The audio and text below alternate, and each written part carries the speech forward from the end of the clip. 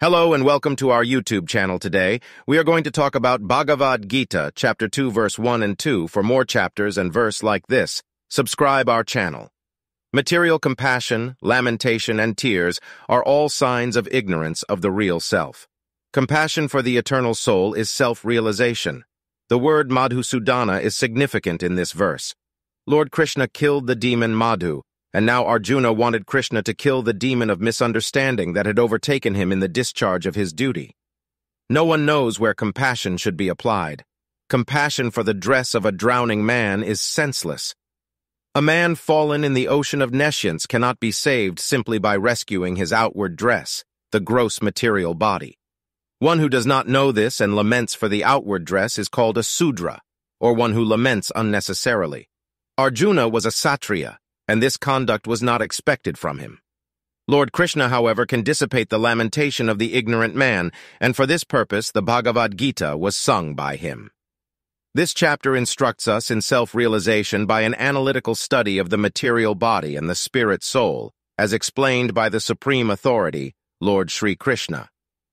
This realization is possible when one works without attachment to fruitive results and is situated in the fixed conception of the real self. Verse 2. Krishna and the Supreme Personality of Godhead are identical. Therefore, Lord Krishna is referred to as Bhagavan throughout the Gita. Bhagavan is the ultimate in the absolute truth. The absolute truth is realized in three phases of understanding, namely Brahman, or the impersonal all-pervasive spirit, Paramatma, or the localized aspect of the Supreme within the heart of all living entities, and Bhagavan, or the Supreme Personality of Godhead, Lord Krishna. In the Srimad Bhagavatam, January 2nd, 11, this conception of the absolute truth is explained thus: Vadanti tat tattva vidas tattvam yajnanam advayam brahmeti paramatmeti bhagavan iti sabdyate. The absolute truth is realized in three phases of understanding by the knower of the absolute truth, and all of them are identical. Such phases of the absolute truth are expressed as Brahman, Paramatma, and Bhagavan. These three divine aspects can be explained by the example of the sun, which also has three different aspects, namely the sunshine, the sun's surface, and the sun planet itself. One who studies the sunshine only is the preliminary student. One who understands the sun's surface is further advanced, and one who can enter into the sun planet is the highest. Ordinary students who are satisfied by simply understanding the sunshine, its universal pervasiveness and the glaring effulgence of its impersonal nature, may be compared to those who can realize only the Brahman feature of the absolute truth.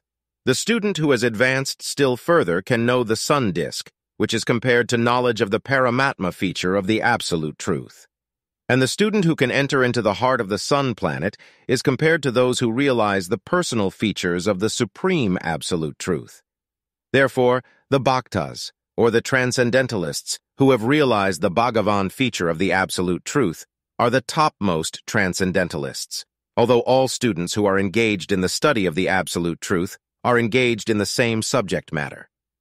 The sunshine, the sun disk, and the inner affairs of the sun planet cannot be separated from one another, and yet the students of the three different phases are not in the same category. The Sanskrit word Bhagavan is explained by the great authority Parasara Muni, the father of Vyasadeva.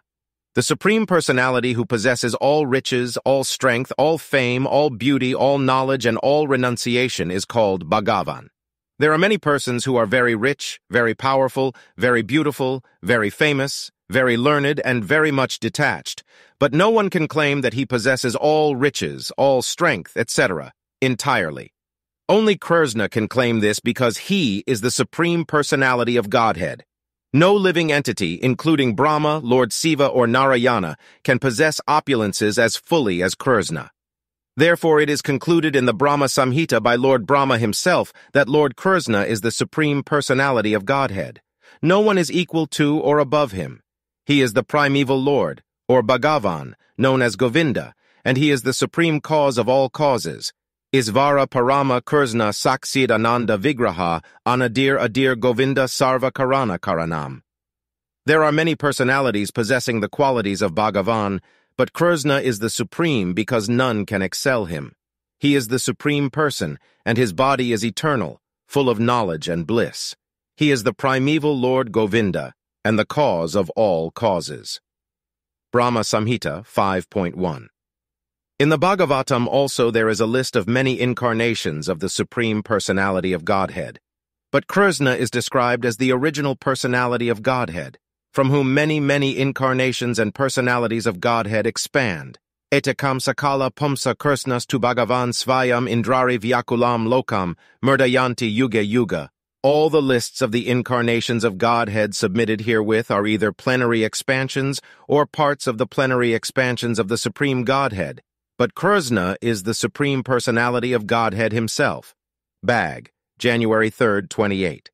Therefore, Krishna is the original Supreme Personality of Godhead, the Absolute Truth, the source of both the Supersoul and the impersonal Brahman. In the presence of the Supreme Personality of Godhead, Arjuna's lamentation for his kinsman is certainly unbecoming, and therefore Krishna expressed his surprise with the word kuta, where from. Such impurities were never expected from a person belonging to the civilized class of men known as Aryans. The word Aryan is applicable to persons who know the value of life and have a civilization based on spiritual realization. Persons who are led by the material conception of life do not know that the aim of life is realization of the absolute truth, Vishnu or Bhagavan, and they are captivated by the external features of the material world, and therefore they do not know what liberation is. Persons who have no knowledge of liberation from material bondage are called non-Aryans. Although Arjuna was a Kshatriya, he was deviating from his prescribed duties by declining to fight.